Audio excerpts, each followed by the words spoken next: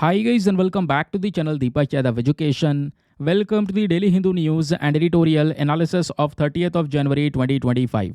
तो गाइज आज है तारीख 30 जनवरी 2025 और है थर्सडे। देखेंगे आज के द हिंदू कंप्लीट न्यूज़पेपर को एनालाइज करेंगे। बट लेक्चर में आगे बढ़ने से पहले अगर आपको इस लेक्चर का पीडीएफ चाहिए तो क्या करना है, सबसे पहले डाउनलोड करना टेलीग्राम।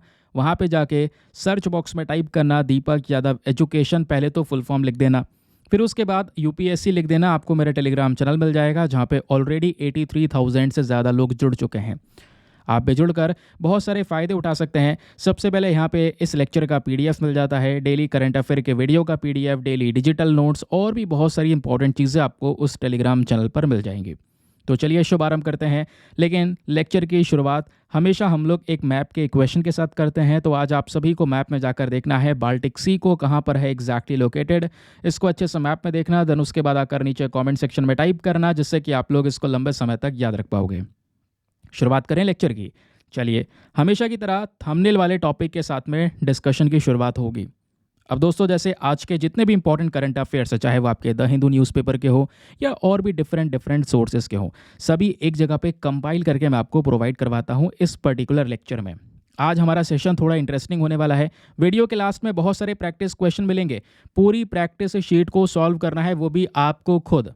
वो कैसे करना है, पूरे लेक्चर को देख लेना एक बार, और जितना भी चीज़ें जो भी इन्फॉर्मेशन आप गेन करोगे उसके आधार पर आपको टेस्ट मिलेगा। उस टेस्ट को अटेम्प्ट करना, जो भी स्कोर आएगा उसको नीचे कमेंट सेक्शन में लिखना। मज़ा आएगा। आप चीज़ों को केवल यहाँ पे पढ़ने नहीं आए हो, याद करने आए हो। चीज़ों को लंबे समय तक आप याद रख सको, कुछ ऐसा करना होगा, इसलिए आपका डेली टेस्ट होता है। ठीक है। बाकी जैसे मैंने आपका जो एडिटोरियल सेक्शन है उसको थोड़ा डिवाइड किया है। अभी लगभग कुछ घंटे बाद एक और वीडियो अपलोड होगा, और उसमें दोस्तों यहाँ पे आपको मैं मेंस के पर्सपेक्टिव से चीज़ें सिखाऊंगा, कैसे आंसर लिखा जाता है, कैसे हम अपने आर्टिकल को मेंस के पर्सपेक्टिव से लिख सकते हैं। अभी जो ये आर्टिकल हैं ये शॉर्ट आर्टिकल्स हैं जो अलग से पढ़ना बहुत ज़रूरी है। तो आपका प्रीलिम्स सेक्शन कैसे कवर करना है, कैसे क्वेश्चंस आएंगे, वो क्लियर हो गया। मेन सेक्शन में एडिटोरियल का कैसे यूज़ किया जा सकता है, एसए पेपर में एथिक्स के अंदर कैसे उपयोग हो सकता है, वो अभी नेक्स्ट वीडियो में आ जाएगा। तो डेली इस तरीके के पैटर्न से दोस्तों आपको बहुत ज़्यादा फ़ायदा होगा। और दूसरी इंपॉर्टेंट चीज़, आपका एक भी टॉपिक, एक भी आर्टिकल, वो किसी भी सोर्सेस में क्यों ना हो, मिस नहीं हो सकेगा अपनों से। तो दोस्तों यहाँ पे हम इन चीज़ों के माध्यम से प्रोडक्टिविटी को बढ़ा रहे हैं। बस खाली आप भी सपोर्ट कीजिए। वीडियोस को ज़्यादा लंबा नहीं खींचने वाले हैं। काम की चीज़ों को बिल्कुल सटीक समय पे कवर करना ज़रूरी है। यही खासियत होती है यूपीएससी एस्पिरेंट की। आप टाइम मैनेजमेंट कैसे करते हैं, ऐसा ना हो यहाँ पर मैं 1.5-2 घंटे का वीडियो बना दूँ और फिर उसके बाद आपको भी 3-4 घंटे लग जाए उस वीडियो को देखने में, या आप कंज्यूम ही नहीं कर पा रहे हैं पूरा वीडियो, तो उसका भी कोई फ़ायदा नहीं होने वाला। समझ रहे हैं ना। तो इसलिए यहाँ पर मैं चीज़ों को थोड़ा पार्ट्स में डिवाइड करने की कोशिश कर रहा हूँ, ताकि आपका माइंड भी आराम से चीज़ों को कंज्यूम कर सके। आप कोई छोटा मोटा काम कर रहे हैं, अलते चलते फिरते जो भी है, वैसे यहाँ पर आप अपने वीडियो को सुन के काम ख़त्म करें। लेकिन यहाँ पे मैं क्वेश्चन भी दे रहा हूँ, दोनों लेक्चर्स में क्वेश्चन मिलेंगे, तो आपकी टेस्टिंग भी होगी। समझ रहे हैं। चलिए फिर शुरुआत करें। अब आप सोचेंगे यार ये थंबनेल में कैसा सा टॉपिक लगा दिया है, क्या ये करंट अफेयर्स में पूछा जाएगा। देखिए, ये बेसिकली एक केस है, एक शॉकिंग सा केस, शेरॉन राज मर्डर केस। चाहो तो आप यहाँ पर इसके बारे में जो सभी डिटेल्स है वो निकाल कर डिटेल से पढ़ सकते हैं, बट यहाँ पे मैं उस केस की डिटेल आपको पढ़ाने नहीं आया हूँ यार।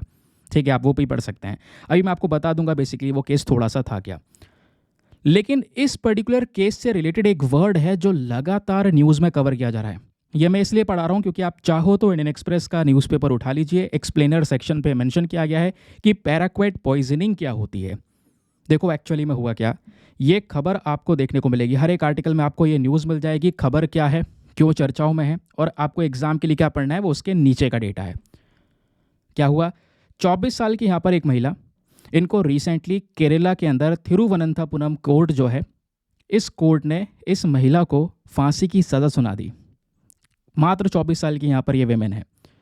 अब रीज़न क्या था, रीज़न ये था कि आज से लगभग कुछ साल पहले, या 2022 में टू बी स्पेसिफिकली अगर हम बात करें, 2022 में इस महिला ने अपने बॉयफ्रेंड को पैराक्वेट नाम का जो हर्बिसाइड होता है, जिसको हम कीटनाशक कह सकते हैं, खेतों के अंदर में कुछ ऐसे पौधे होते हैं जो हमको नहीं चाहिए होते है ना, तो उसको हटाने के लिए हम यही वाला जो केमिकल है वो छिड़कते हैं, जिसको हर्बिसाइड बोला जाता है।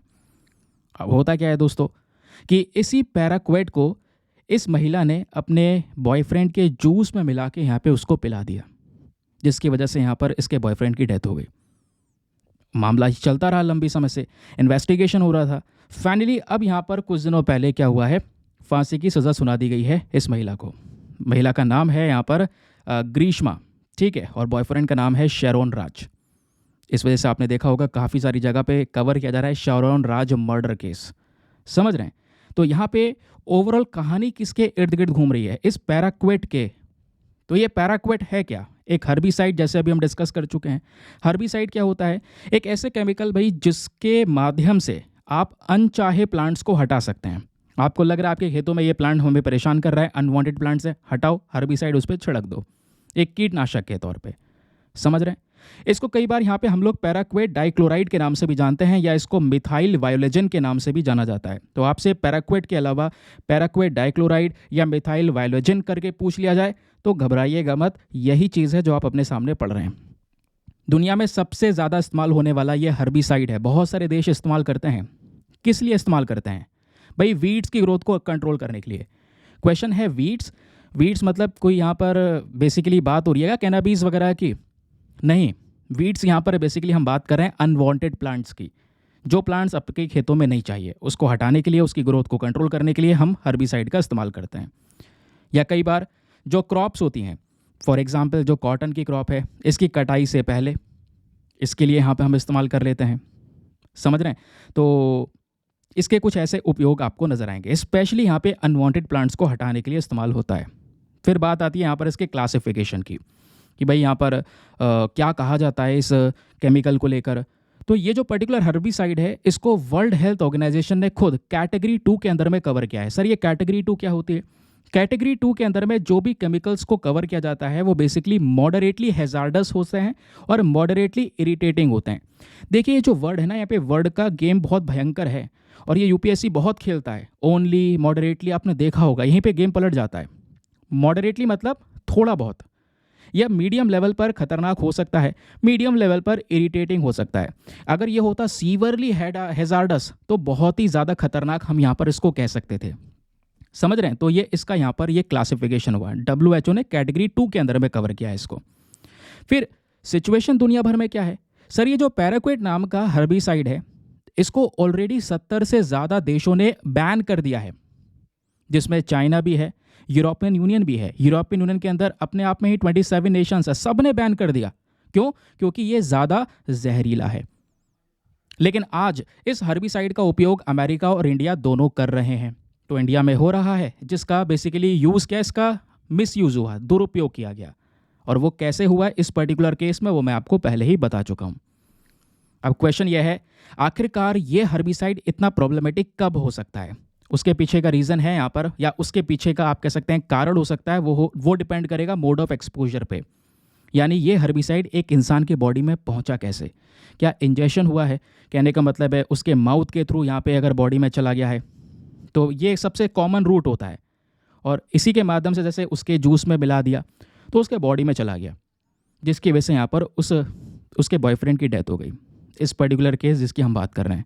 या कई बार स्किन कांटेक्ट के माध्यम से भी स्किन के अंदर यहाँ पर ये केमिकल एब्जॉर्ब हो सकता है। दोनों ही सिचुएशन भयानक है, क्योंकि दोनों ही सिचुएशन में ये केमिकल कहीं ना कहीं बॉडी के अंदर में पहुँच जा रहा है। अच्छा, बॉडी के अंदर पहुँच गया तो ये क्या करेगा? अब इसके कुछ सिम्टम्स हैं, कुछ लक्षण हैं। क्या लक्षण दिखाई देंगे? सिम्टम्स में सबसे पहली चीज़ अगर आप देखोगे तो अगर ये केमिकल थोड़े अमाउंट में, हर्बिसाइड कह लो, ये केमिकल को अगर थोड़े अमाउंट में आपके बॉडी में गया है तो इससे यहाँ पर हार्ट डैमेज हो सकता है, किडनी, लिवर या लंग्स भी डैमेज हो सकते हैं कुछ दिनों या कुछ सप्ताह में। और बहुत ज़्यादा मात्रा में शरीर में चला गया है तो इससे किडनी फेलियर के 100% चांसेस हैं। हार्ट रेट बहुत तेज़ यहाँ पे चल सकता है, हार्ट लीवर फेलियर के चांसेस, क्योंकि हार्ट रेट यहाँ पर एक पर्टिकुलर लेवल तक, एक लिमिट है उसकी, उससे ऊपर जाएगा हार्ट फेलियर के चांसेस हैं, समझ रहे हैं। सीजर के चांसेस हैं, चोक होने के, दिमाग चोक होने के चांसेस है, रेस्पिरेटरी फेलियर के चांसेस हैं। फिर उसके बाद कुछ इमीडिएटली कैसे पता चलेगा कि ये बॉडी के अंदर चला गया है? पेट में बहुत तेज़ दर्द होगा, मुंह में सूजन सी हो जाएगी, गले में सूजन सी हो जाएगी, डायरिया हो जाएगा, जी मचलाने लगेगा।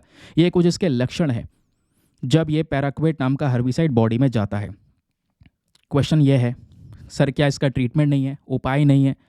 मान लो किसी के बॉडी में गलती से भी चला गया, उसको हम बचा नहीं सकते क्या? इसका कोई एंटीडोट तो होगा नहीं। देखिए, कोई स्पेशली एंटीडोट इसका नहीं है। ध्यान रखिएगा, कोई भी एंटीडोट स्पेसिफिकली इस पॉइजनिंग के लिए नहीं बनाया गया। हाँ, लेकिन कुछ ट्रीटमेंट ज़रूर अवेलेबल है। फॉर एग्जाम्पल इम्यूनोसप्रेशन हो गया या चारकोल हेमो परफ्यूज़न हो गया। इसमें क्या होता है, हम एक्टिवेटेड चारकोल का इस्तेमाल करते हैं और वो चारकोल क्या करेगा, बॉडी से जो जहर बॉडी के अंदर चला गया है उसको अपने अंदर एब्जॉर्ब करने का काम करेगा या बॉडी से उस जहर को रिमूव करने का काम करेगा ये पर्टिकुलर चारकोल। ठीक है, तो ये कुछ ट्रीटमेंट्स के तरीके हैं। क्लियर हो गया? तो पूरा आर्टिकल यहाँ पे शानदार तरीके से आई होप आपको यहाँ पे समझ में आ चुका होगा। इसी तरीके से और भी ढेरों न्यूज़ आर्टिकल कवर करेंगे अभी हम, और लास्ट में क्वेश्चन प्रैक्टिस भी करेंगे। प्रैक्टिस शीट आपको मिलेगी तो अच्छे से फॉलो कीजिएगा। लेकिन लेक्चर में आगे बढ़ने से पहले एक इंपॉर्टेंट इन्फॉर्मेशन, अगर आप लोग हमारे पेड ग्रुप्स को ज्वाइन करना चाहते हैं तो आपके पास में बढ़िया मौका है इसको ज्वाइन करने के लिए। यहाँ पर आपको डेली बेसिस पे करंट नोट्स के पीडीएफ वगैरह प्रोवाइड करवाए जाते हैं। अच्छा, कैसे? तो ये पीडीएफ आप देख रहे हैं, अभी हमने पैराक्वेट के बारे में पढ़ा, उसके पहले हम अभी बहुत सारी और भी चीज़ें कवर करेंगे, जैसे आप यहाँ पर देख पा रहे हैं, जिसमें एक पास चर्चाओं में है। ठीक है, अभी फिजिकल हेल्थ इंडेक्स हमने कवर नहीं किया था, वो चर्चाओं में है। तो आज के सेशन में ऐसे वेरियस टॉपिक्स हैं। और पता है इंटरेस्टिंग पार्ट, इसी में ही आपकी टेस्ट सीरीज इंक्लूडेड है। ये आप देख रहे हैं, अभी सब कवरेज होगा, सो डोंट वरी। ये आप देखेंगे क्वेश्चन लास्ट में मिलने वाले हैं आपको। ठीक है, ये क्वेश्चन दिए गए हैं पहले स्टार्टिंग में, फिर उसके बाद इस क्वेश्चन के बाद सारे के सारे आंसर्स हैं, जिससे आप चेक कर सकेंगे अपनी मेमोरी पावर कि आपने कितने सही किए हैं, कितने गलत किए हैं। ये पीडीएफ्स अगर आपको लेनी है, ठीक है, तो आप इस पेड ग्रुप को ज्वाइन कर सकते हैं। और डेली अपलोड होती हैं ये पीडीएफ, हिंदी इंग्लिश दोनों भाषाओं में, तो दोनों मीडियम के एस्पिरेंट के लिए हेल्पफुल है। ग्रुप को ज्वाइन करने का फ़ी पेमेंट बहुत ही ज़्यादा मिनिमम है, just 499 for the lifetime access. जब तक आपका सिलेक्शन ना हो जाए तब तक आप 499 में ग्रुप को ज्वाइन करके रख सकते हैं। ज्वाइन करने के लिए क्या करना है, व्हाट्सएप पर जाना, यहाँ पर आपको एक नंबर दिया गया है 8534873368। इस नंबर पर मैसेज कर देना कि I want to join this group. वहाँ पे आपको रिप्लाई मिलेगा, पेमेंट का प्रोसेस दिया जाएगा और उससे ज़्यादा इंपॉर्टेंट आपको डेमो वीडियो का लिंक मिलेगा। उसको भी चेक कर सकते हैं, देख सकते हैं मुझको कहाँ पर क्या फ़ायदा होगा, और अपने आपको कंप्लीटली सेटिस्फाई करने के बाद में जाकर ये इन्वेस्टमेंट कर सकते हैं। ठीक है, बाकी यार मेक श्योर क्या करो, जो वीडियो पे लाइक का बटन है आप सभी लोग उसको प्रेस कर सकते हैं और इस वीडियो को अपना ज़रूर से सपोर्ट दिखा सकते हैं। इसके बाद जो वीडियो आएगा वो और भी धमाकेदार होगा। ठीक है, चलिए अगली इंपॉर्टेंट टॉपिक यहाँ पर आता है फिजिकल हेल्थ इंडेक्स के बारे में। आप लोगों ने, बहुत सारे लोगों ने अलग अलग जगह से टॉपिक पढ़ा, बहुत सारे कमेंट्स आ रहे थे, सर आपने अभी तक फिजिकल हेल्थ इंडेक्स नहीं पढ़ा है। चलिए आज पढ़ लेते हैं। आज से 2 से 3 दिनों पहले द हिंदू में इस टॉपिक को पब्लिश किया गया था। इसके बारे में दोस्तों आपके पास में इनफ इन्फॉर्मेशन होनी ज़रूरी है। कुछ ऐसे टॉपिक्स होते हैं जो करंट डे पे पब्लिश हुए हैं, आप सोच रहे हैं मॉर्निंग पे पढ़ के ही ख़त्म कर दूंगा, ऐसा नहीं होता। कुछ इन्फॉर्मेशन उसके बाद पब्लिश होती है, वेबसाइट्स पे पब्लिश होती हैं, तो अच्छी खासी इन्फॉर्मेशन होनी ज़रूरी है, तभी एग्जाम में वो हेल्प करेगा। फॉर एग्जाम्पल हुआ क्या, हाल ही में फाइनेंस कमीशन का जो यहाँ पर मतलब 16th फाइनेंस कमीशन है, उसके चेयरमैन ने लॉन्च किया है यहाँ पर नीति आयोग की एक रिपोर्ट, जिसका टाइटल है फिजिकल हेल्थ इंडेक्स 2025। तो ये रिपोर्ट यहाँ पे रिलीज हुई है न्यू दिल्ली में, जिस वजह से चर्चाओं में। नाउ क्वेश्चन यहाँ पर यह है, फिजिकल हेल्थ इंडेक्स, ये इंडेक्स फिजिकल हेल्थ के बारे में बात कर रहा है। ये जो वर्ड है ना फिजिकल, ये क्या है, ये बेसिकली आपका मनी से रिलेटेड है, पैसों से रिलेटेड है, फिनांस से रिलेटेड है। फिजिकल, फिनांस, मनी याद रखिएगा। अच्छा, फिजिकल फिर हेल्थ और इंडेक्स, यहाँ पे हम बात कर रहे हैं कुछ पर्टिकुलर स्टेट्स की। याद रखिएगा, ये जो इंडेक्स रिलीज हुआ है ये केवल 18 मेजर स्टेट्स ऑफ इंडिया को कवर करता है। आपसे कहा जाए कि सारे स्टेट यूनियन टेरिटरी को कवर करता है, नहीं, केवल और केवल 18 मेजर स्टेट्स की फिजिकल हेल्थ की रिपोर्ट यहाँ पर आई है। यानी इन 18 राज्यों में जो फाइनेंशियल हेल्थ है वो कैसी है। भाई ऐसा तो नहीं है कि ये राज्य खर्चा ज़्यादा कर रहे हो, कमाई कम हो रही हो, कमाई कम होने की वजह से उधार उठा रहे हो बहुत सारा, और वो उधार भी खर्च दिया। अब भाई उधार चुकाने के लिए भी पैसा नहीं है, और उधार चुकाने के लिए फिर ब्याज भी देना है। अगर ये सब कुछ चल रहा है तो भाई उस स्टेट की फिजिकल हेल्थ ख़राब है। और जो बहुत अच्छे से पैसा खर्च कर रहा है ना, मतलब कि कैपिटल एक्सपेंडिचर कर रहा है, पैसा खर्च करके उसी से पैसा बना रहा है, कहीं पे रोड्स बना दी, बिल्डिंग बना दी, उससे पैसा आ रहा है, तो समझो यहाँ पर उसकी फिजिकल हेल्थ कंडीशन बहुत अच्छी है। तो इसी चीज़ को एनालाइज करना, इसी चीज़ का असेसमेंट मीन्स इवैल्यूएशन करना, मूल्यांकन करना, इसका डिटेल्स निकालना। तो एक कॉम्प्रहेंसिव डिटेल प्रोवाइड करवाता है हमारे भारत के 18 राज्यों की फिजिकल हेल्थ को लेकर यही फिजिकल हेल्थ इंडेक्स। क्लियर हुआ इतना? चलिए अब क्वेश्चन यह है, देखियो कोई भी इंडेक्स अगर तैयार होता है, कोई भी रिपोर्ट तैयार होती है तो किसी ना किसी पैरामीटर पे तैयार होती है। तो यहाँ पे आखिरकार हम इन 18 राज्यों का जो इंडेक्स तैयार कर रहे हैं, जिसमें हमने बोल दिया ओडिशा टॉप पर है, वेस्ट बंगाल बॉटम पर है, कारण क्या है, क्या चीज़ हमने देखी है यहाँ पे? तो दोस्तों 5 चीज़ें हैं, याद रखिएगा। वो 5 चीज़ें कौन कौन सी हैं? सबसे पहला आता है हमारा क्वालिटी ऑफ एक्सपेंडिचर। ये क्या है सर? सुनिए, खर्चा। खर्चा मतलब आप किस तरीके का खर्चा कर रहे हैं, क्योंकि एक्सपेंडिचर 2 प्रकार के होते हैं। ये बजट पढ़ाता हूँ तब भी पढ़ाया है ना। एक होता है कैपिटल एक्सपेंडिचर और एक होता है आपका रेवेन्यू एक्सपेंडिचर। अच्छा, दोनों में से मैं बोलूँ अच्छा कौन सा है, तो आप क्या सोचोगे? कहोगे कैपिटल एक्सपेंडिचर अच्छा है। वाकई में अच्छा ही है। कैपिटल एक्सपेंडिचर मतलब ये पैसा खर्च करने के बाद में आप एसेट को जनरेट कर रहे हैं। आपने कहीं पर रोड्स बना दी, ठीक है, तो पैसा खर्च हुआ रोड बनाने में, लेकिन रोड बन गई ना, अब उससे यहाँ पर आपकी इकॉनमी बूस्ट हो रही है, उससे रिटर्न में आ रहा है। इसको बोलते हैं कैपिटल एक्सपेंडिचर। एक होता है रेवेन्यू एक्सपेंडिचर, जो आपने खर्चा कर दिया, उसके बदले आपने कोई एसेट जनरेट नहीं किया है, आपकी केवल जिम्मेदारी थी वो। फॉर एग्जाम्पल, गवर्नमेंट लोगों की सैलरी प्रोवाइड करवाना, जो एम्प्लॉयज़ हैं, सरकार सैलरी दे रही है, वो रेवेन्यू एक्सपेंडिचर है भाई, उसके बदले में थोड़ी कुछ मिल रहा है, ना कोई एसेट जनरेट किया। समझ रहे हैं? तो जिस स्टेट ने मान लो यहाँ पे क्वालिटी एक्सपेंडिचर में कैपिटल एक्सपेंडिचर और रेवेन्यू एक्सपेंडिचर को बैलेंस कर रखा है अच्छे से, अच्छा रिटर्न्स कमा रहे हैं, तो ऑब्वियस सी बात है वो टॉप पर आएगा। तो इस फिस्कल हेल्थ इंडेक्स में 5 चीज़ों में से पहली चीज़ होती है क्वालिटी ऑफ एक्सपेंडिचर। ये आपको क्लियर हो गया होगा। Second thing is revenue mobilisation, मतलब रेवेन्यू कलेक्शन। कैसे, कितना पैसा कैसे इकट्ठा किया जा रहा है। अच्छा, अब रेवेन्यू मोबिलाइजेशन कैसे हो सकता है? देखिए, सरकार पैसा कैसे कमा रही है। अगेन, सरकार 2 तरीके से पैसा कमा रही है। अब वो तरीके कौन से हैं? एक तो हो गया टैक्स का, हो गया, ये तो सभी को पता है। इसमें बहुत सारे टैक्स हैं, डायरेक्ट टैक्स हैं, इनडायरेक्ट टैक्स हैं, ये सब टैक्स का पैसा गवर्नमेंट के पास में जा रहा है, इससे पैसा कमा रही है। अच्छा, दूसरा तरीका क्या है? दूसरा तरीका है नॉन टैक्स रेवेन्यू, है ना। नॉन टैक्स रेवेन्यू कैसे? गवर्नमेंट अभी नौकरियां निकाल रही है, फॉर्म भरवाती है, कहीं पर फीस चार्ज करनी है, बहुत सारी और भी ऐसी कोर्ट की फ़ीस वगैरह भी होती हैं, सरकारी फ़ीस होती हैं, तो वो सब पैसा नॉन टैक्स रेवेन्यू। यहाँ पे गवर्नमेंट टैक्स नहीं काटा, लेकिन पैसा वो गवर्नमेंट के पास में गया, वो आपका नॉन टैक्स रेवेन्यू है। ठीक है, तो ये भी चेक किया जाएगा रेवेन्यू मोबिलाइजेशन, रेवेन्यू किस तरीके से इकट्ठा किया जा रहा है उस राज्य के थ्रू। समझ रहे हैं? फिर बात आती है फिस्कल प्रूडेंस की।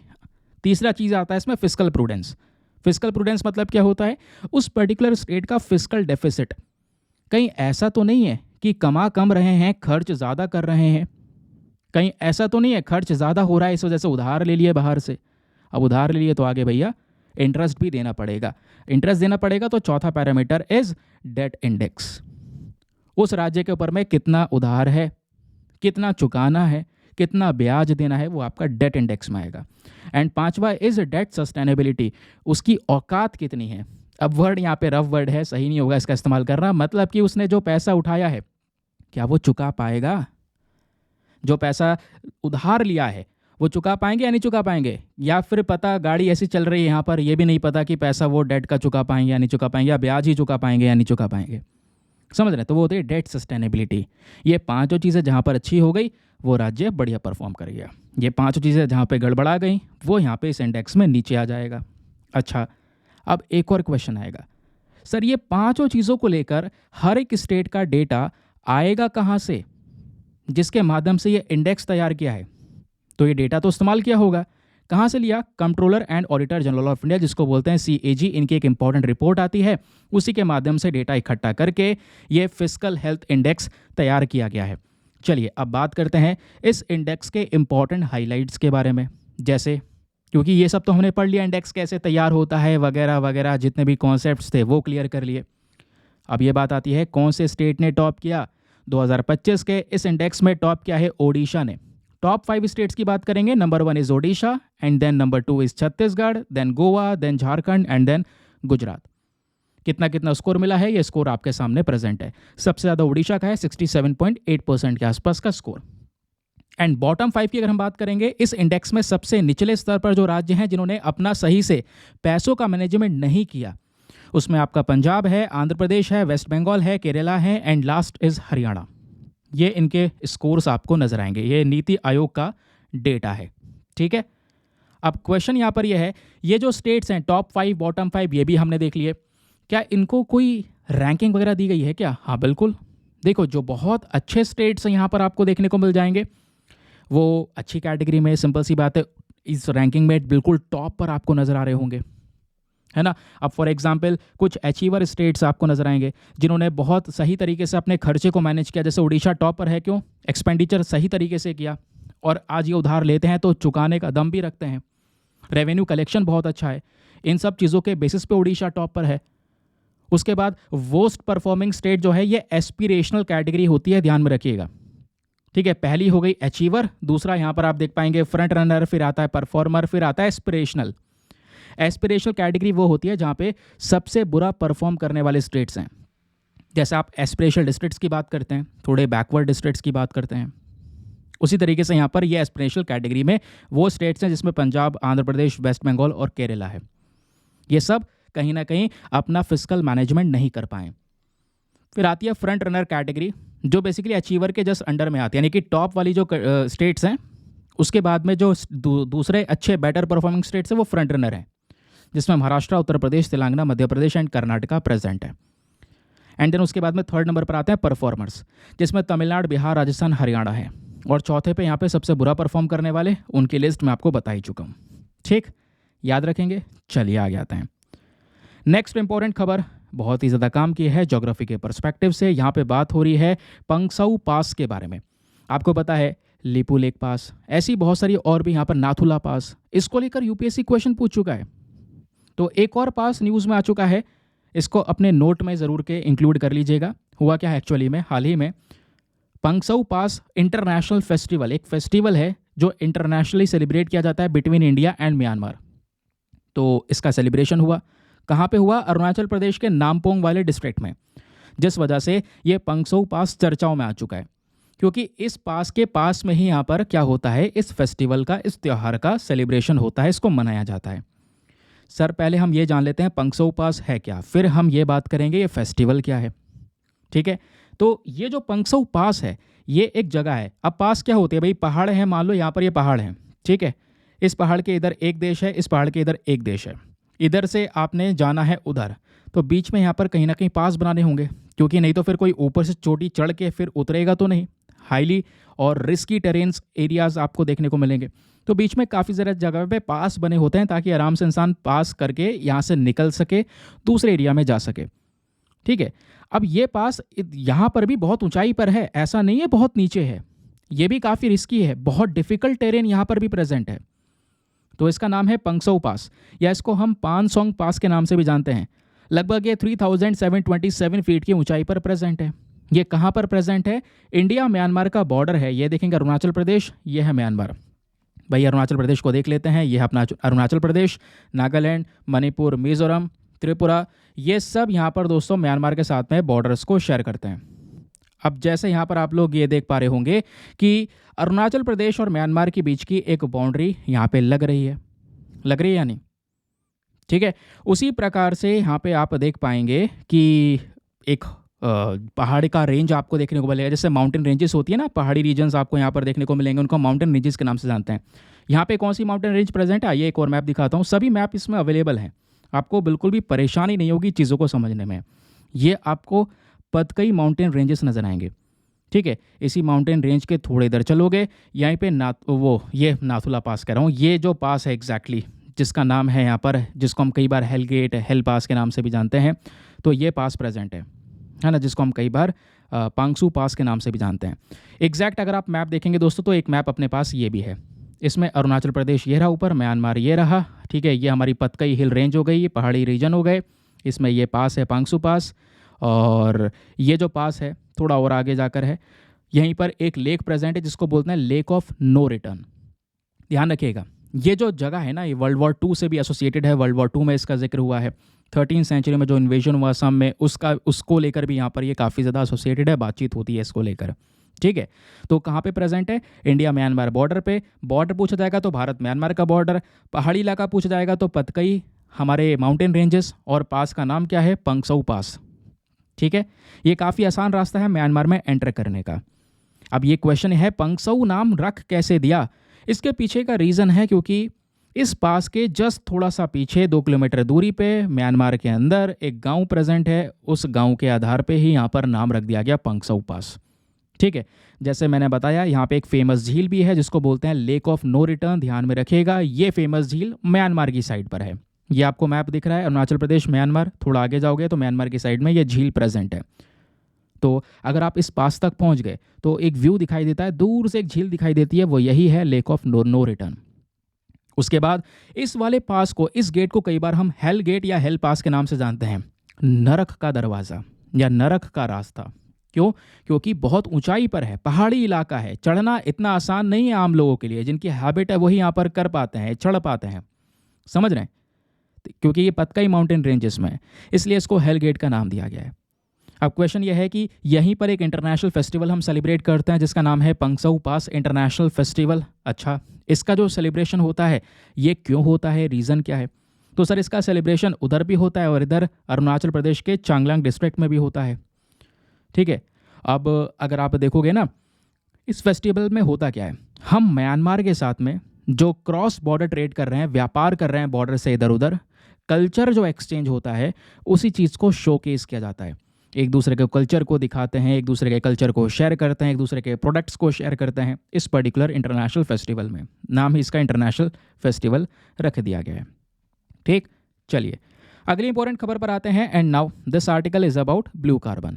वेरी इंपॉर्टेंट एनवायरमेंट के पर्सपेक्टिव से। हुआ क्या है, हाल ही में एक स्टडी आई है और उस स्टडी ने ये सजेस्ट किया, जो हमारे मैंग्रोव्स होते हैं समुद्र के किनारे, जो यहाँ पर पेड़ पौधे प्रेजेंट होते हैं, जो हमारे तट वाले हिस्से को बचा के रखते हैं। उसके अलावा हमारे कोस्टल वेटलैंड्स होते हैं जो हमारे तट के किनारे का हिस्सा होता है। भाई ये समुद्र है, ये तटीय रीजन है, ये मैंग्रोव्स हो गए, तट के किनारे पेड़ प्रेजेंट है। ठीक है, ये सी ग्रास आपको देखने को मिलेगा समुद्र के पास में, जो घास से प्रेजेंट है। समझ रहे हैं ना? तो ये सब हरियाली आपको समुद्र के पास की नज़र आ रही होगी। ठीक है, तो ये मैंग्रोव्स हो गए, ये हमारा कोस्टल एरिया का वेटलैंड हो गया। तो स्टडी ये बताती है कि ये वाला जो हिस्सा है ना, ये बहुत ज़्यादा मात्रा में कार्बन को एब्जॉर्ब करता है।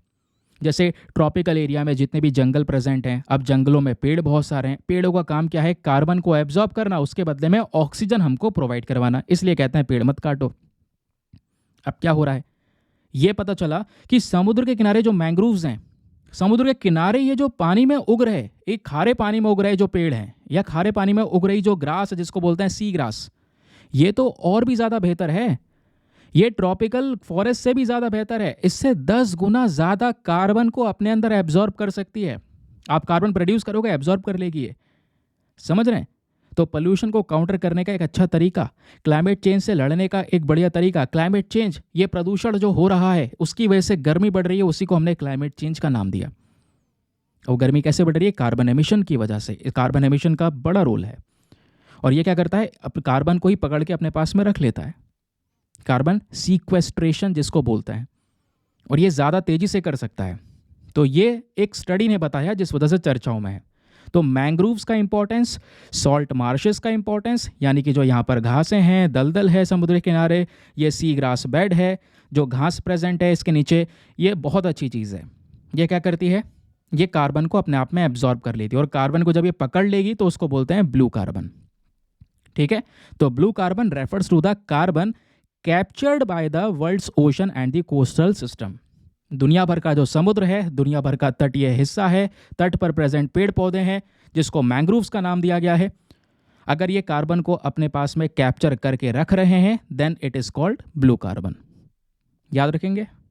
अब आपसे पूछ लिया जाए ब्लू कार्बन इकोसिस्टम में क्या क्या हो सकता है, इसमें आपके मैंग्रोव हो सकते हैं, समुद्र में पल रही घासें हो सकती हैं, सॉल्ट मार्शेस यानी कि आसपास का दलदल हो सकता है। ये सबसे अच्छा तरीका है जहां पे कार्बन को एब्जॉर्ब करवाया जा सकता है। अब कोस्टल इकोसिस्टम के कुछ फीचर्स भी हैं। तो यहाँ पे बहुत सारा कार्बन एब्जॉर्ब हो सकता है, ये मैंने आपको बता दिया है। इससे क्या होगा, कार्बन एब्जॉर्ब होगा तो क्लाइमेट चेंज कंट्रोल हो पाएगा, तो क्लाइमेट चेंज को रोक सकता है ये। लेकिन यहाँ पे एक दिक्कत भी है। दिक्कत क्या है, आज मानव की हरकतें ऐसी हो चुकी हैं कि वो लगातार पेड़ों को तो काट रहा है, उसके साथ साथ अब हम समुद्र के किनारे इनको बर्बाद करने भी जा चुके हैं। कई बार एक्वाकल्चर हो रहा है, मछली पालन किया जा रहा है उस एरिया में, इस वजह से इन पेड़ों को काट के हटा दिया जाता है। ये जितने भी मैंग्रोव्स के पेड़ हैं इनको काट दिया जाता है, और समुद्र के अंदर प्रदूषण लगातार बढ़ रहा है। वो रीज़न है इन पेड़ों को मारने का। शहरों के अंदर में डेवलपमेंट लगातार तेज़ी से बढ़ रहा है, उससे प्रदूषण यहाँ पे सीधा बहकर जा रहा है समुद्र के अंदर में, तो ये पेड़ खत्म होंगे। ये समुद्र के किनारे का जो पूरा का पूरा इकोसिस्टम जिसकी हम बात कर रहे थे, ये तबाह हो जाएगा। ये तबाह हो जाएगा तो कार्बन कौन एब्जॉर्ब करेगा? कार्बन एब्जॉर्ब कर सकता था यहाँ पर ये बेहतर तरीके से और ज़्यादा कैपेसिटी में ये कार्बन एब्जॉर्ब करता है, बट अभी के समय पर ये नहीं कर पा रहा है। ये एक बड़ी प्रॉब्लम है। तो ये हमारे कार्बन सीक्वेस्ट्रेशन को लेकर जितने भी इंपॉर्टेंट चीज़ें थी वो मैंने आपको बता दी है। अब इस कार्बन इकोसिस्टम के बेनिफिट्स क्या होंगे?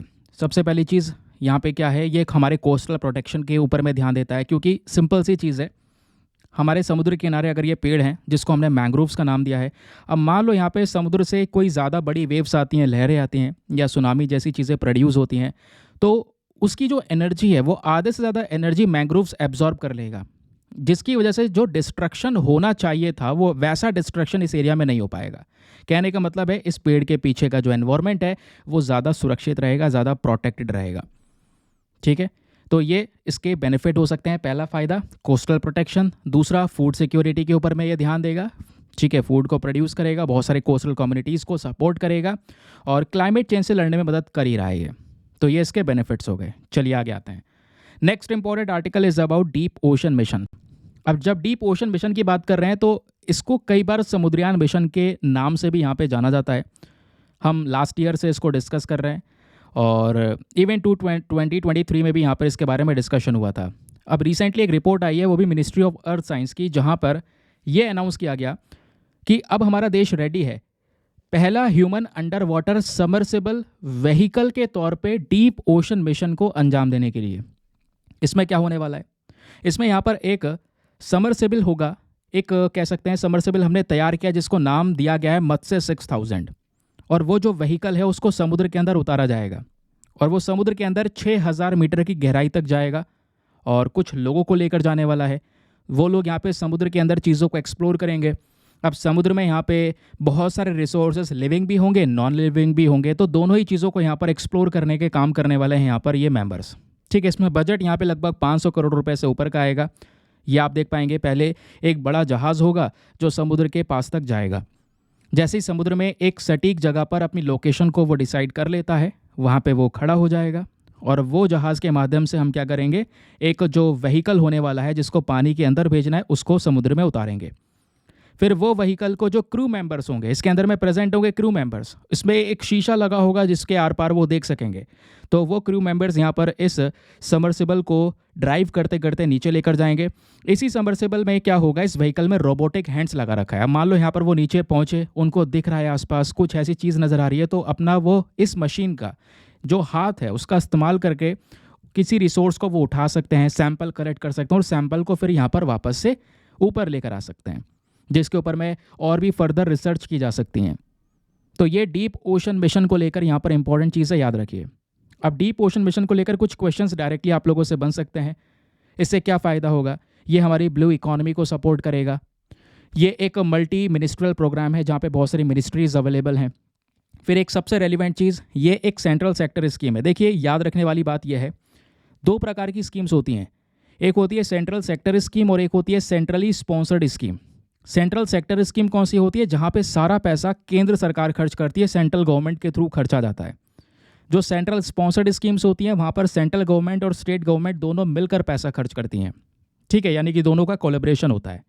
तो अभी ये जो यहाँ पर डीप ओशन मिशन है, ये सेंट्रल सेक्टर स्कीम के तहत कंडक्ट किया जा रहा है। इसमें जो टोटल खर्चा है वो लगभग 4077 करोड़ रुपए का आने वाला है। 2 फेसेस में इसको किया जाएगा और 2026 तक यहाँ पर इसको हम कंप्लीट करेंगे। फिर आप लोगों से मान लो क्वेश्चन बन जाए कि आखिरकार वो कौन सा मिनिस्ट्री, वो कौन सा मंत्रालय होगा जिसकी मेन रिस्पॉन्सिबिलिटी होगी इस मिशन को कंडक्ट करने की। तो बेसिकली यहाँ पे उस मंत्रालय का नाम याद रखिएगा, वो है मिनिस्ट्री ऑफ अर्थ साइंस। कई बार यहाँ से क्वेश्चंस बन जाते हैं, मिनिस्ट्रीज़ को लेकर सवाल बनते हैं। नाउ अब ये जो इंडिया का डीप ओशन मिशन है, इसके अपने आप में मेजर कंपोनेंट्स हैं। जैसे समुद्र के अंदर माइनिंग कर सकते हैं, इसमें यहाँ पर एक अंडर वाटर रोबोटिक्स को यहाँ पे हम परफॉर्म करने वाले हैं, है ना। और फिर क्लाइमेट चेंज को लेकर क्या इम्पैक्ट पड़ रहा है वो जान सकेंगे। टेक्नोलॉजी में नए नए इनोवेशंस हो रहे हैं। समुद्र की गहराई को एक्सप्लोर किया जा सकेगा, समुद्र की गहराई में सर्वे किया जा सकेगा। ठीक है, एनर्जी और फ्रेश वाटर को लेकर डेटा हमारे पास में आ सकेगा। तो हम नया मैरीन स्टेशन बना सकते हैं ताकि ओशन के बारे में और जानकारी निकाल सकें। ये सब आने वाले समय पर होने वाला है। ठीक है, अब ये जो समुद्रयान प्रोजेक्ट है जिसको बारे में मैंने आपको पहले ही बताया, ये हमारे डीप ओशन मिशन का ही हिस्सा है। इसमें क्या है कि भाई एक इंसान को और मतलब लगभग 3 लोग होंगे और वो इस व्हीकल में बैठेंगे, समुद्र के अंदर जाएंगे 6000 मीटर की गहराई तक, वो भी एक व्हीकल में बैठ के। और उस व्हीकल का जो नाम है वो होने वाला है मत्स्य 6000। और इस व्हीकल में कुछ साइंटिफिक सेंसर्स होंगे जो हमारे ओशन को एक्सप्लोर करने वाले हैं और ओशन के बारे में और भी ढेर सारी इन्फॉर्मेशन को ऑब्जर्व करने वाले हैं। ठीक है, चलिए ये क्लियर हो गया। आते हैं अगली इंपॉर्टेंट खबर पर। ये आर्टिकल्स हो गए। नेक्स्ट आर्टिकल बात करता है कॉप्स फ्लावर के बारे में। ये टॉपिक भी बहुत इंपॉर्टेंट है एनवायरनमेंट के लिए। हाल ही में क्या हुआ है कि जो कॉप्स फ्लावर है royal botanic garden of Sydney में, तो यहाँ पे बहुत सारे लोग इकट्ठे हुए इस फ्लावर को खिलता हुआ देखने के लिए। क्यों? क्योंकि यहाँ पर इस फ्लावर को खिलने का जो पूरा प्रोसेस है इसमें काफ़ी साल लग जाते हैं। तो ये थोड़ा सा यूनिक फ्लावर है, कॉप्स फ्लावर का नाम दिया है। इसका साइंटिफिक नेम है टाइटन एरम। ठीक है, मतलब ये इसका कॉमन नेम है। एक और साइंटिफिक नेम है जिसको बोलते हैं एमोरफिफेलस टाइटेनियम। ये कहाँ पे पाया जाता है? इंडोनेशिया के अंदर। याद रखिएगा, कई बार क्वेश्चंस बन जाते हैं स्पेशली वनडे एग्जामिनेशन में कि ये कौन से देश का नेटिव प्लांट है। इंडोनेशिया के अंदर जो सुमत्रा आइलैंड है वहाँ पे आपको ये कॉप्स फ्लावर देखने को मिलेगा। ठीक है, अब इंडोनेशिया में पाया जाता है, कैसे याद रखें? वहीं से एक मिलता जुलता वर्ड है बंका बंकाई करके, तो वहीं से ये वर्ड लिया गया, जिसके बाद यहाँ पर इसको हम इस तरीके से भी जानते हैं या कॉप्स फ्लावर के नाम से भी जानते हैं। ये फ्लावर का एक बार फोटो और देख लीजिए। इसमें जो ये येलो वाला पोर्शन है, ये पर्पल वाला जो पोर्शन है, ये दोनों अलग अलग टर्म से जाने जाते हैं। ठीक है, अभी मैं आपको बताता हूँ। देखो, ये जो येलो वाला पोर्शन है, स्पाइक सा ये जो आपको दिखाई दे रहा है, इसको बोलते हैं स्पैडिक्स। क्या बोलते हैं इसको? स्पैडिक्स। क्या? स्पैडिक्स। और बाकी यहाँ पर जो ये पर्पल वाला पोर्शन जो आपको दिख रहा है, इसको बोलते हैं स्पेथ। तो स्पैडिक्स हो गया येलो वाला पोर्शन, पर्पल वाला पोर्शन हो गया स्पेथ। बताया ये जाता है कि देखिए, ये जो यहाँ पर पूरा फ्लावर है, ये लगभग 3 मीटर तक ग्रो कर सकता है। मतलब 3 मीटर तक ग्रो करेगा और बंद रहेगा, खुलेगा नहीं। जैसे ये ओपन हुआ है, ये बंद रहेगा, 3 मीटर तक ग्रो होगा और 3 मीटर तक ग्रो होने के बाद में ये ओपन होगा। जब ये ओपन होगा तो बीच में इसका स्पैडिक्स हमको नजर आएगा। ये येलो वाला पोर्शन जैसे आप देख पा रहे हो, ये हमको दिखाई पड़ेगा। और जैसे यहाँ पर ये स्पैडिक्स दिखना शुरू होता है ना, इसमें से गंदी सी स्मेल आती है। अब गंदी सी स्मेल, जैसे यहाँ पर सड़ा हुआ मीट हो सकता है, उस तरीके की स्मेल आती है। और उसी स्मेल को यहाँ पर मतलब सूंघते सूंघते या इस स्मेल के प्रति अट्रैक्ट हो जाते हैं पॉलिनेटर्स। यही बताऊँगा इसके बारे में। तो स्पैडिक्स के बारे में ये आपको समझ में आया। कई बार क्या होता है कि ये जो फूल है इसको खिलने में 10 साल लग जाते हैं। मतलब 10 साल में एक बार यहाँ पर ये खुलता है और कई बार ये प्रोसेस जल्दी जल्दी हो जाता है। अब इसकी लाइफ साइकिल क्या है, वो डिपेंड करता है कि इसके पास में एनर्जी किस तरीके से और कितने मात्रा में गेन हुई है। क्योंकि इस पूरे फ्लावर को बहुत सारी एनर्जी गेन करनी पड़ती है। एक बार यहाँ पर ये एनर्जी को स्टोर कर लेता है, उसके बाद जाके खिलना शुरू होता है। इसकी फ्लावरिंग की जो स्टेज है वो यहाँ पे शुरू होती है। ठीक है, फिर यहीं पे बात आती है ब्लूम ड्यूरेशन की। मतलब एक बार खिल गया, अब यहाँ पर येलो वाला जो स्पाइक है वो हमको नज़र आ रहा है, कितने समय तक रहेगा? तो ये लगभग यहाँ पर 1 दिन तक हमको देखने को मिल सकता है ना। 1 दिन तक ये खिला हुआ रह सकता है। इसका जो ये स्पेथ होता है, जो बाहर का पर्पल वाला पोर्शन आपको दिखेगा, घंटों तक यहाँ पर वो खुलता रहता है। समझ रहे हैं? तो इसका ये ब्लूम ड्यूरेशन का समय हो गया। बाकी जैसे आप फ्लावर्स के बारे में पढ़ते होंगे तो फ्लावर्स के पार्ट्स के बारे में पढ़ते होंगे, तो उसके रिप्रोडक्टिव फीचर्स भी देखते होंगे। यहाँ पे जो रिप्रोडक्टिव फीचर्स है, इसमें मेल और फीमेल फ्लावर्स दोनों होते हैं। फीमेल फ्लावर पहले खुलता है, ठीक है, और सेल्फ पॉलिनेशन से बचने के लिए। इसमें क्या होता है, बहुत सारे जो इंसेक्ट्स होते हैं, आसपास के कीड़े हैं, क्योंकि जैसे भी ये खुलता है ना, जैसे मैंने बोला, इसका जो स्पैडिक्स है वो गंदी सी स्मेल को एमिट करता है, छोड़ता है। तो वो गंदी स्मेल को यहाँ पे सूंघते सूंघते बहुत सारे आसपास के जो कीड़े हैं वो वहाँ तक पहुँचते हैं। ऐसे कीड़े जो बेसिकली यहाँ पर पुराने मतलब सड़े हुए मीट पर भी अंडा दे देते हैं, ऐसे कीड़े यहाँ पर दोस्तों इस पेड़ तक जाते हैं, इस पौधे तक इस खुशबू को सूंघते सूंघते पहुँचते हैं। फिर वहाँ पर पोलन को वो ट्रांसफ़र कर देते हैं मेल और फीमेल के बीच में, जिससे यहाँ पर ये रिप्रोडक्शन पूरा का पूरा प्रोसेस चलता है। ठीक है, ये नॉर्मल सी चीज़ें जो आप पढ़ते रहते हैं। फिर एक बात और बताई जाती है कि जब फीमेल वाला जो फ्लावर है, जब वो ब्लूम होता है तो इसमें से बहुत सारे केमिकल्स भी रिलीज़ होते हैं। कुछ केमिकल्स के नाम आपके सामने दिए गए हैं। फॉर एग्जांपल डाईमिथाइल डाईसल्फाइड हो गया, डाईमिथाइल ट्राईसल्फाइड हो गया, मेथनॉल इथॉल हो गया, आइसोवैलरिक एसिड हो गया। इतना याद रखने की ज़रूरत नहीं है, बस खाली हाँ याद रखना कि जो फीमेल फ्लावरिंग है ये बहुत सारे केमिकल्स को रिलीज़ करता है। अब इस पूरे कॉर्प्स फ्लावर को एक कंजर्वेशन स्टेटस मिला हुआ है। जैसे आप देख पाते हैं बहुत सारे जो एनिमल्स होते हैं उनको कंजर्वेशन स्टेटस के टैग में कवर किया जाता है कि वो खतरे में है तो उनको प्रोटेक्शन की ज़रूरत है। तो यहाँ पे कॉर्प्स फ्लावर को IUCN के अंदर में एंडेंजर्ड कैटेगरी में कवर किया गया है कि ये प्रजाति भी खतरे में है, इसको प्रोटेक्शन की ज़रूरत है। अगर हम इस फ्लावर को नहीं बचा सके तो आगे ये ख़त्म हो जाएगा प्रजाति, और फिर बाद में केवल इसके बारे में पढ़ा ही जा सकता है। चलिए नेक्स्ट इंपॉर्टेंट न्यूज़ आर्टिकल ये बात करता है inland waterways authority of India के बारे में। वेरी इंपॉर्टेंट बॉडी, याद रखिएगा, क्वेश्चन बन सकते हैं। हाल ही में क्या हुआ है, इस पर्टिकुलर बॉडी ने अपना एक नया ऑफिस खोला है वाराणसी के अंदर में। अब जैसे यहाँ पे बात हो रही है इनलैंड वाटरवेज, तो भारत के अंदर के जो वाटरवेज है उसको मैनेज करने के लिए यहाँ पर इस बॉडी को हमने बनाया है। देखिए दो तरीके से व्यापार हो सकते हैं, एक हो सकता है इंटरनेशनल ट्रेड और दूसरा हो सकता है इंटरनल ट्रेड। दोनों में फ़र्क क्या है? इंटरनेशनल जो ट्रेड होगा वो बेसिकली हम लोगों ने अपने कोस्टल स्टेट जो समुद्र के किनारे प्रेजेंट है, जिसमें यहाँ पर आपका गुजरात हो गया, महाराष्ट्र हो गया, कर्नाटका हो गया, केरला हो गया, तमिलनाडु हो गया, आंध्र प्रदेश हो गया, वेस्ट बंगाल हो गया, ओडिशा हो गया, ये सभी स्टेट्स यहाँ पे समुद्र के साथ में बाउंड्रीज को शेयर कर रहे हैं।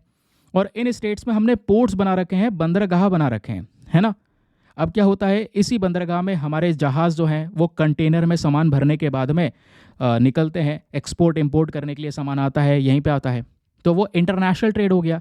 अब इसी तरीके से अगर हमें अपने देश के अंदर व्यापार करना हो तो ज़्यादातर हम रेलवेज़ के माध्यम से कर लेते हैं, या रोड के माध्यम से ट्रक्स के अंदर में सामान को लोड करके उससे व्यापार हो जाता है। लेकिन एक रास्ता ये भी है कि हमारे देश के अंदर भी तो नदियाँ बह रही हैं ना। अब गंगा है, ब्रह्मपुत्रा है, इंपॉर्टेंट रिवर्स हैं, ये पूरे साल बहती हैं, पेरेनियल रिवर्स हैं ये। तो पेरेनियल रिवर्स वो होती हैं जो पूरे साल बहती हैं।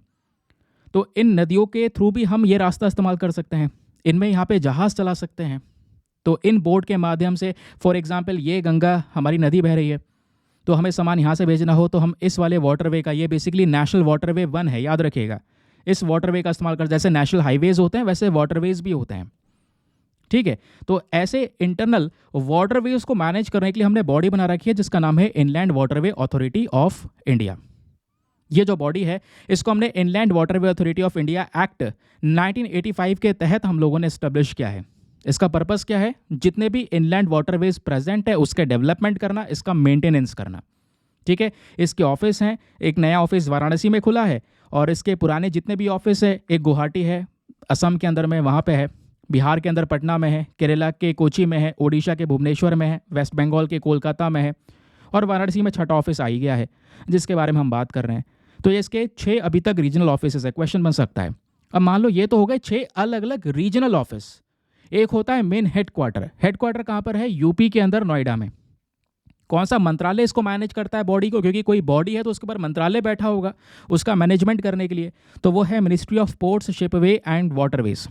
तो मंत्रालय याद रखना है, ठीक है। अब होगा क्या, वाराणसी के अंदर में जो नया ऑफिस खुल रहा है इसका एक स्पेशल मेन पर्पस होगा कि भाई यहाँ पर इसके अंदर में कुछ इंपॉर्टेंट नदियों का ज्यूरिसडिक्शन ऐड करना, क्योंकि ऑफिस खुलेगा, आसपास की, उस ऑफिस के आसपास की जो नदियाँ होंगी उसमें से जो व्यापार होगा उसको यहाँ पे वो कंट्रोल करने वाला है, ठीक है। इसमें यहाँ पर बेतवा नदी हो गई, चंबल नदी हो गई, गोमती, टोन, वरुण नदी हो गई, गंडक, घाघरा, यमुना नदी, इनके भी कुछ हिस्से होने वाले हैं जो बेसिकली वाराणसी रीजनल ऑफिस के अंडर में आएंगे, ठीक, याद रखिएगा। चलिए अगले इंपॉर्टेंट न्यूज़ आर्टिकल पर आते हैं। यहाँ पे बात हो रही है व्हाइट नेब्ड टिट के बारे में। ये बर्ड की स्पीशी है, आपको इस तरीके से दिखाई पड़ेगी। अभी मैं आपको यहीं पर हाथों हाथ इस बर्ड की स्पीशी को लेकर इसका अपीयरेंस समझा देता हूँ, क्योंकि आगे जब हम आर्टिकल डिस्कस करेंगे ना तो इसके अपीयरेंस के बारे में आपको कन्फ्यूज़न होना शुरू हो जाएगा। देखिए ऊपर का हिस्सा जो है ना इसका, इस ऊपर सर से लेकर इसकी पूंछ तक यह ब्लैक कलर है, ठीक है। फिर नीचे आप देख पाओगे इसका जो इनर वाला साइड है, ऊपर स्टमक से लेकर पूरे वेंट तक ये वाइट कलर का है। फिर उसके बाद फिर से यहाँ पर आप देख पाओगे नीचे ब्लैक कलर है, पंख के ऊपर इसके ब्लैक एंड वाइट दोनों कलर्स आपको नजर आएंगे, ठीक है। ये इसका अपीयरेंस है, इसको बोलते हैं व्हाइट नेब्ड टिट, याद रखिएगा। ये जो बर्ड की स्पीशी है ये एंडेमिक है, केवल भारत में पाई जाती है, और भारत में नदर्न और सदर्न स्टेट्स दोनों में पाई जाती है। जब हम बात करते हैं नदर्न स्टेट्स की, इसमें गुजरात, हरियाणा, राजस्थान आ जाता है। सदर्न स्टेट्स की बात करते हैं तो इसमें आंध्र प्रदेश, कर्नाटका, तमिलनाडु आ जाता है। तो इन 6 राज्यों में ये बर्ड की स्पीशी पाई जाती है। तो रिसेंटली कर्नाटका के अंदर में जो पहाड़ियाँ हैं जिसका नाम है कपटागुडा हिल्स, यहाँ पे पहली बार ये बर्ड देखने को मिली, जिस वजह से चर्चाओं में। अब क्वेश्चन बन सकता है क्योंकि ये इंडिया के अंदर एंडेमिक बर्ड मानी जाती है, ठीक है। ब्लैक एंड वाइट यहाँ पे कलर है इसका। अब कैसे दिखाई पड़ती है वो मैं आपको पहले ही बता चुका हूँ, कहाँ कहाँ पे ब्लैक कलर है, कहाँ पे वाइट कलर है, तो उस अपीयरेंस के बारे में समझा रखा है। बाकी एट द लास्ट जो सबसे रेलिवेंट चीज़ है वो है इसका आयुसन स्टेटस। कई बार कोई भी बर्ड या दूसरे एनिमल की स्पीशी है तो उसका आयुसियन स्टेटस ही पूछा जाता है। यहाँ पे ये जो बर्ड है इसको आयुसियन में वल्नरेबल कैटेगरी में कवर किया गया है, यानी कि काफ़ी ज़्यादा खतरे में आपको ये प्रजाति नज़र आती है। चलिए आज का आखिरी टॉपिक, ये बात करता है एपिकोकम इंडिकम के बारे में।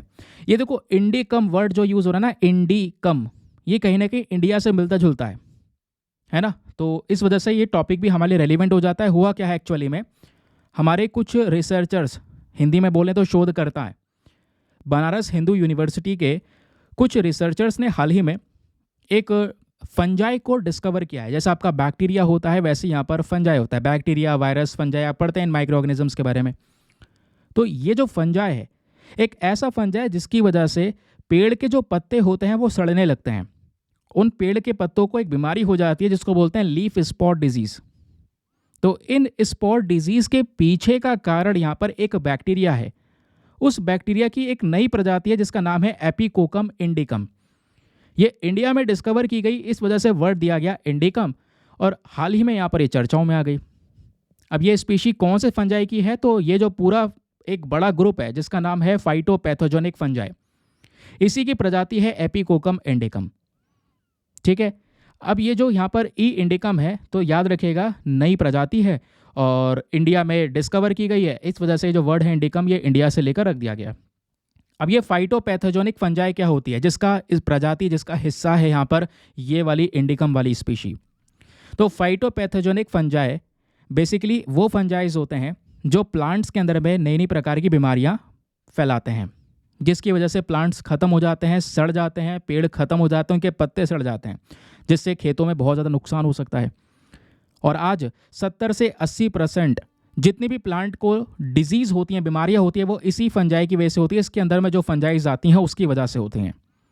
ये वाला फंजाई जब एक बार प्लांट को अटैक करता है तो उसकी जड़, उसकी टहनियाँ, उसके पत्ते, उसके फ्लावर, उसमें जो उग रहा फल है, सबको पूरी तरह से बर्बाद कर देता है, ठीक है।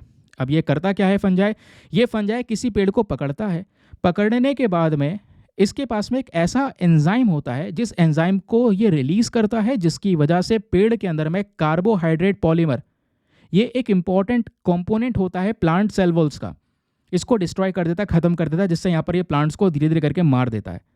एक बीमारी होने लगती है प्लांट्स को जिसको बोलते हैं लीफ स्पॉट डिजीज। ऐसे फोटो यहाँ पर आप देख सकते हैं जहाँ पे पत्तों के ऊपर में छोटे छोटे इस तरीके से स्पॉट पड़ गए हैं और जिसकी वजह से पत्ते का कलर पूरी तरह से चेंज हो गया है, पत्ता सड़ने लगता है। और ये जो स्पॉट्स हैं छोटे भी हो सकते हैं, बड़े भी हो सकते हैं, ये वेरी करता है इनके साइज़ के ऊपर, इनके कलर के ऊपर, इनके शेप के ऊपर में। लेकिन मेन कारण क्या है, पैथोजेनिक फंजाई। और ये जो फंगाई है इसमें आता है एक फाइटोपैथोजेनिक फंगाई, इसी की यहाँ पर एक स्पीशी है जो रिसेंटली डिस्कवर की गई है जिसका नाम है यहाँ पर एपिकोकम इंडिकम। रिसेंटली भारत में डिस्कवर की गई, इस वजह से न्यूज़ में है। बस इतना सा याद रखना है। आज के हर एक इंपॉर्टेंट करंट अफेयर्स को हम लोगों ने इसी पर्टिकुलर लेक्चर में कवर कर लिया है। चलिए अब देखते हैं यहाँ पर एक रिटेनिंग पावर को चेक करने के लिए एक टेस्ट है, प्रैक्टिस शीट आपके सामने प्रेजेंट है। फटाफट इन क्वेश्चन के आंसर दीजिए नीचे कमेंट सेक्शन में, फिर एक साथ सभी क्वेश्चंस के आंसर्स मैं आपको बताऊंगा। तो कमेंट सेक्शन ओपन कर लो, क्वेश्चन नंबर 1 लिखो, उसका आंसर साथ ही साथ में लिखते चलना। मैं आपको क्वेश्चन बताता चले जा रहा हूँ स्टार्टिंग में, उसके आंसर आपने मेंशन करने होंगे, फिर लास्ट में एक साथ आंसर चेक कर लेंगे। देखते हैं कितना किसका स्कोर आता है। बिल्कुल ऑनेस्टी के साथ में अपना स्कोर नीचे कमेंट सेक्शन में लिखना, तभी पता चलेगा कितना कुछ सीखा है आज के लेक्चर से। क्वेश्चन नंबर 1 आपके सामने, फटाफट कमेंट्स ओपन कर लो।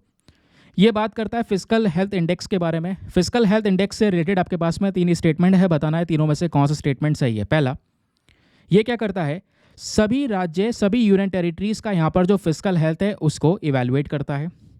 दूसरा स्टेटमेंट बोलता है फिजिकल हेल्थ इंडेक्स के अंदर में कुछ 5 चीज़ें होती हैं जिसमें quality of expenditure, revenue mobilisation, physical prudence, debt index and debt sustainability को कवर किया जाता है।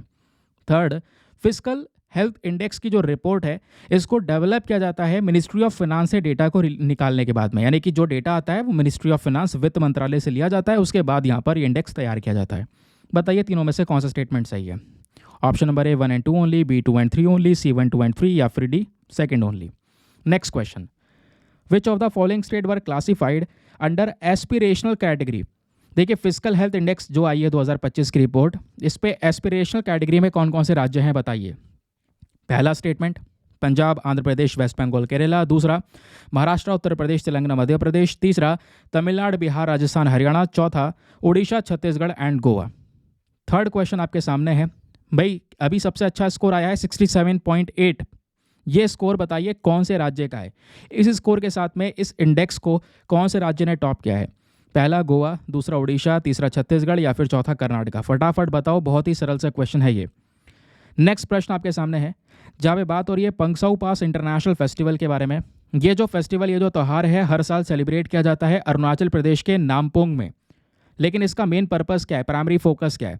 क्या इससे अरुणाचल प्रदेश में टूरिज्म का प्रमोट करते हैं, या फिर इससे यहाँ पर जो कल्चरल और ट्रेड एक्सचेंज है इंडिया और म्यांमार के बीच में वो किया जाता है, या फिर जो मिलिट्री हिस्ट्री है वो हम सेलिब्रेट करते हैं, ठीक है, इस पास को लेकर जो वर्ल्ड वॉर 2 की हिस्ट्री है, या फिर ये जो पास है इस फेस्टिवल का मेन पर्पस होता है पतकई पहाड़ियों को बचाना, इसकी प्रोटेक्शन करना। बताइए चारों में से कौन सा सही है।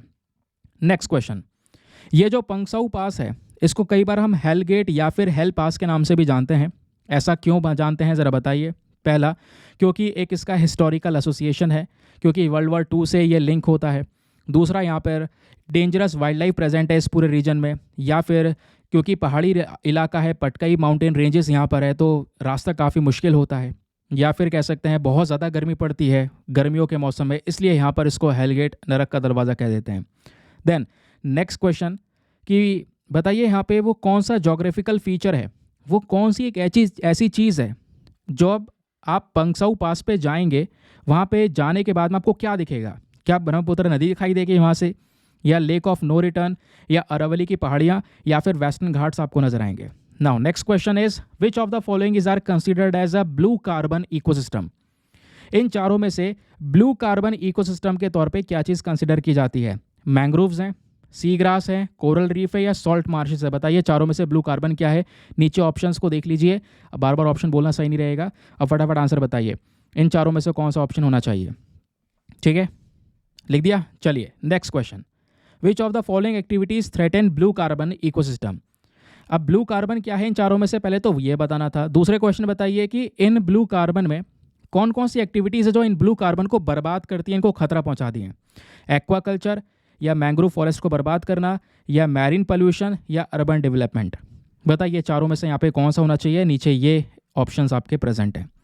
ठीक है, चलिए नेक्स्ट क्वेश्चन, ब्लू कार्बन जो है ये बहुत ही ज़्यादा ज़रूरी है हमारे एनवायरमेंटल गोल्स के लिए। अब एनवायरमेंट में क्या गोल हो सकता है। वायु प्रदूषण को कम करने के लिए ब्लू कार्बन ज़रूरी है, क्लाइमेट चेंज को रोकने के लिए, सॉइल की फर्टिलिटी को बढ़ाने के लिए, या एग्रीकल्चर प्रोडक्टिविटी के लिए।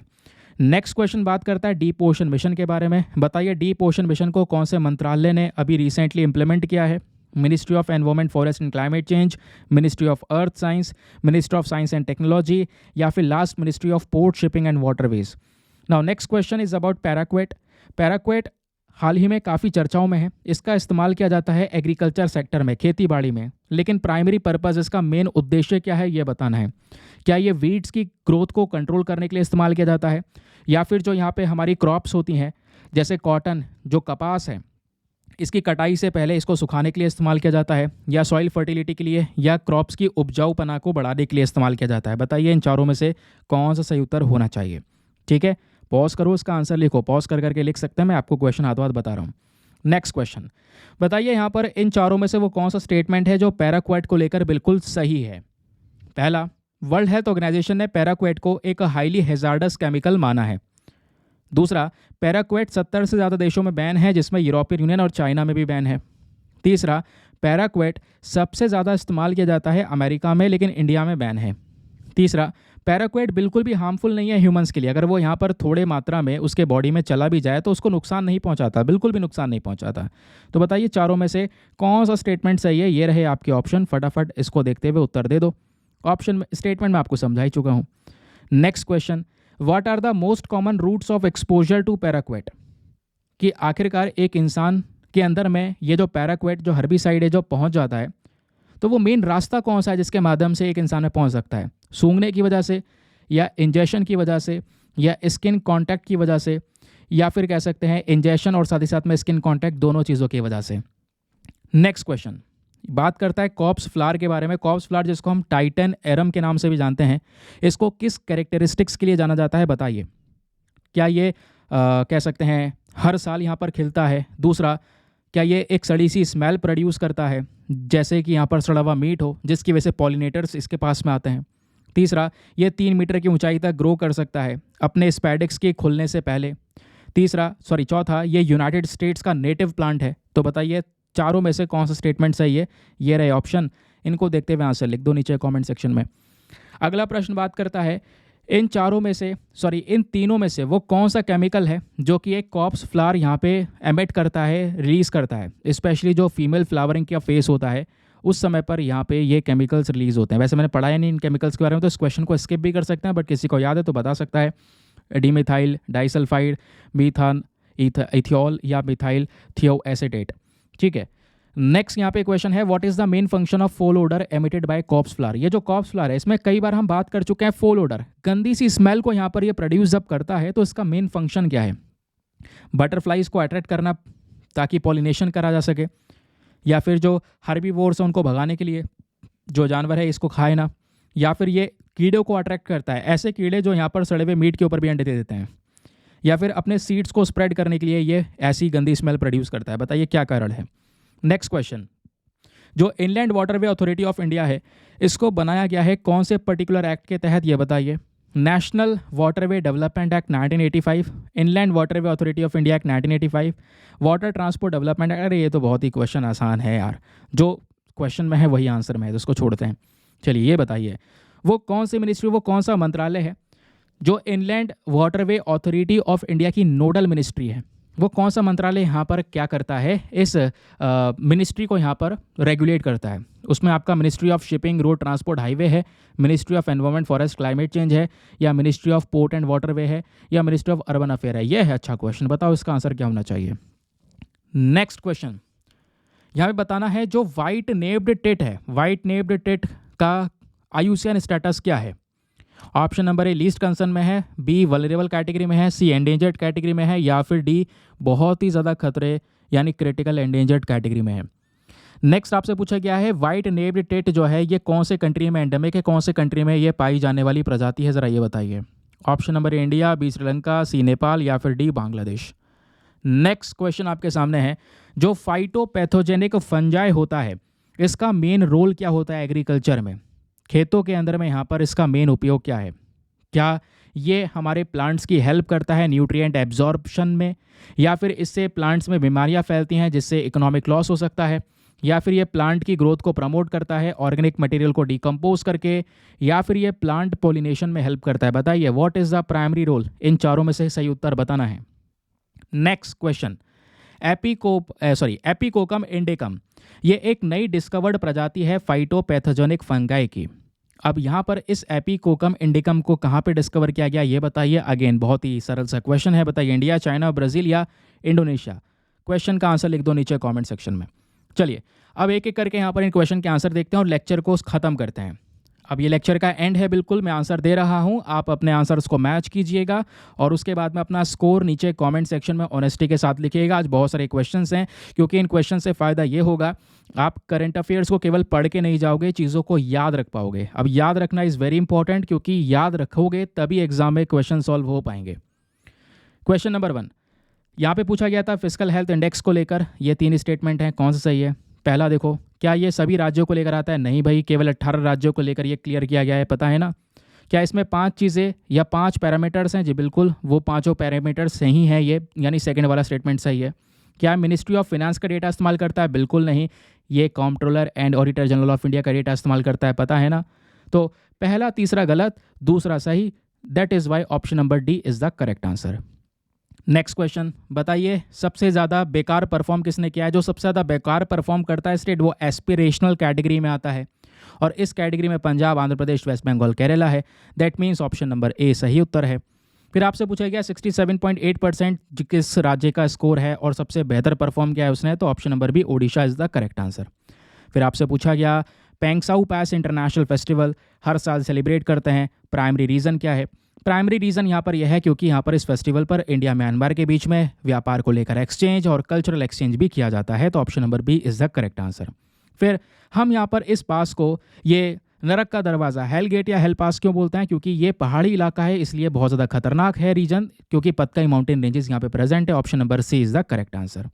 फिर आपसे पूछा गया पंगसाउ पास पर अगर आपको खड़ा कर दिया जाए तो वहाँ से क्या दिखाई देगा, तो वो दिखाई देगा the lake of no return. Option number B is the correct answer. Next question कि बताइए यहाँ पर जो ये ब्लू कार्बन इकोसिस्टम है, इन चारों में से वो ब्लू कार्बन इकोसिस्टम में हम किसको बोलेंगे। अब आपको पता है ब्लू कार्बन इकोसिस्टम में क्या आएगा, समुद्री किनारे का क्या प्रेजेंट है, आपकी मैंग्रोव्स प्रेजेंट है, प्लांट्स प्रेजेंट है, घासें प्रेजेंट हैं और सॉल्ट मार्शेस दलदल प्रेजेंट है। कोरल रीफ तो समुद्र के अंदर है, वहाँ पे जाकर कोरल रीफ का कोई काम नहीं है ब्लू कार्बन में। ब्लू कार्बन बेसिकली वो है जो कार्बन को एब्जॉर्ब कर सके, वो मैंग्रोव, सीग्रास, सॉल्ट मार्शेस हैं। That is why option number कौन सा सही होगा, ए, जिसमें आपका 1, 2 एंड 4 ओनली। नेक्स्ट क्वेश्चन, बताइए वो कौन सी एक्टिविटी है जो ब्लू कार्बन इकोसिस्टम को आज खतरा पहुंचा रही है। क्या एक्वाकल्चर, मछली पालन? जी बिल्कुल, इसकी वजह से पेड़ काट देते हैं, मैंग्रोव को ही काटा जाता है, और समुद्र में प्रदूषण होना ये भी एक कारण है जिससे ब्लू कार्बन इकोसिस्टम बर्बाद हो रहा है। शहर बढ़ेगा, शहर में डेवलपमेंट बढ़ेगा, प्रदूषण ज़्यादा होगा, वो प्रदूषण समुद्र तक पहुँचेगा। चारों के चारों हैं, option number D, all of the above. Next, blue carbon का जब बात करते हैं तो ये ज़रूरी है कौन से एनवायरमेंटल गोल के लिए, क्योंकि हमें क्लाइमेट चेंज को रोकना है, इसलिए ज़रूरी है। That is why option number B, mitigating the climate change.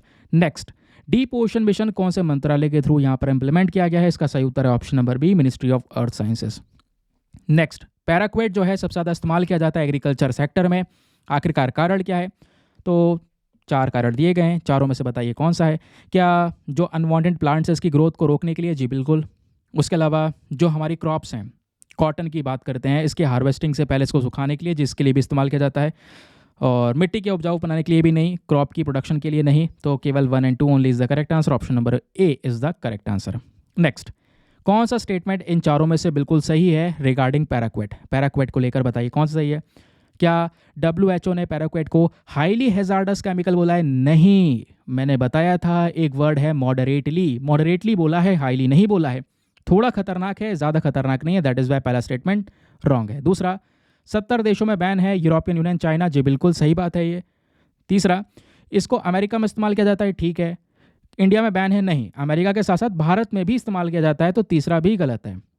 चौथा, अगर एक इंसान में थोड़ा बहुत ये चला जाएगा तो ये इंसान के लिए खतरनाक नहीं हो सकता, ऐसा नहीं है, खतरनाक हो सकता है ना, किडनी वगैरह पे इम्पैक्ट पड़ सकता है। तो first, third, fourth is wrong, second सही है, option number B, 2 only is the correct answer. Next question, आखिरकार वो कौन कौन से कॉमन रूट हैं जहाँ पे पैराक्वेट का एक्सपोजर हो सकता है, यानी पैराक्वेट बॉडी में कैसे जा सकता है, या तो यहाँ पर आपके माउथ के थ्रू जा सकता है या स्किन कॉन्टैक्ट के माध्यम से, तो ये दोनों ही तरीके हैं। Option number D is the correct answer. Corpse flower की बात आती है तो ये कौन से कैरेक्टरिस्टिक्स के लिए जाना जाता है, ये बताइए। तो इसमें आपका यहाँ पर सेकंड वाला सही है और थर्ड वाला सही है, क्योंकि इसमें से एक गंदी स्मेल आती है, दूसरा और तीसरा सही है कि भाई स्पैडिक्स को ओपन होने से पहले, स्पैडिक्स दिखने से पहले 3 मीटर तक ये प्लांट ग्रो हो जाता है। तो option number B, 2 and 3 only is the correct answer. Next, वो कौन सा केमिकल है जो कॉप्स फ्लावर यहाँ पे एमिट करता है, इसको पढ़ने की ज़रूरत नहीं है, वैसे चारों हैं इसमें। चलिए आगे आते हैं। बाकी ये जो गंदी स्मेल प्रोड्यूस करता है ये प्लांट, उसके पीछे का रीज़न क्या है? रीज़न यहाँ पर यह है कि जो वो इंसेक्ट, वो जो कीड़े हैं जो यहाँ पर मीट पे एग्स दे देते हैं, सड़े मीट पे अंडे प्रोवाइड करवा देते हैं, अंडे दे देते हैं, तो उनको अट्रैक्ट करना, ये मेन पर्पज़ होता है यहाँ पर इस सड़ी हुई स्मेल का। फिर इनलैंड वाटर अथॉरिटी, ये आसानी ही है भाई, इसी नाम का यहाँ पर वो ऑप्शन भी प्रेजेंट है। अच्छा, ये था वो कौन सा मंत्रालय है जो inland waterway authority of India को मैनेज करता है, तो इसमें ऑप्शन नंबर सी बिल्कुल सही उत्तर है, ministry of port, shipping and waterways is the correct answer. फिर व्हाइट नेप टेट को IUCN में कहाँ पे कवर किया गया? वल्नरेबल कैटेगरी में कवर किया गया। IUCN स्टेटस ध्यान में रखिएगा। व्हाइट नेप टेट कौन से देश में एंडेमिक है? तो वो इंडिया के अंदर में पाई जाती है। फिर फाइटोपैथोजेनिक फंजाई जो है एग्रीकल्चर सेक्टर के अंदर में, इसका मेन रोल क्या है, प्राइमरी रोल क्या है? तो इससे यहाँ पे बहुत सारी बीमारियाँ प्लांट्स के अंदर में फैलती हैं, जिससे बहुत सारे इकोनॉमिक लॉसेस हमको देखने को मिलते हैं। नेक्स्ट, एपिकोकम इंडिकम एक नई डिस्कवर्ड स्पीशी है यहाँ पर फाइटोपैथोजेनिक फंगाई की। तो ये जो यहाँ पर स्पीशी है ये कहाँ पे डिस्कवर की गई है? इंडिकम मतलब इंडिया, जैसे मैंने बोला, और ये option number A is the correct answer. ये था सेशन। आई होप आपको यहाँ पर सभी चीज़ें अच्छे से क्लियर हो चुकी है। बाकी आप हमारे पेड ग्रुप्स को ज्वाइन करना चाहते हैं तो मैं पेड ग्रुप की इन्फॉर्मेशन शेयर कर चुका हूँ। 499 rupees for the lifetime access, और इतने रुपये में आपको सिलेक्शन जब तक ना हो तब तक आप PDFs के बेनिफिट्स को अवेल कर सकते हैं। चलिए फिर मिलते हैं आप लोगों से नेक्स्ट वीडियो में। आज के लिए bye bye, have a nice day, thank you and जय हिंद। थोड़ी देर बाद यहाँ पर एडिटोरियल डिस्कशन का वीडियो आएगा, उसको देखना मत भूलना, क्योंकि उसमें हम मेंस के पर्सपेक्टिव से हर एक आर्टिकल को टैकल करेंगे, जैसे हमने यहाँ पे प्रीलिम्स के पर्सपेक्टिव से आर्टिकल्स को टैकल किया है। ठीक है, बाय बाय।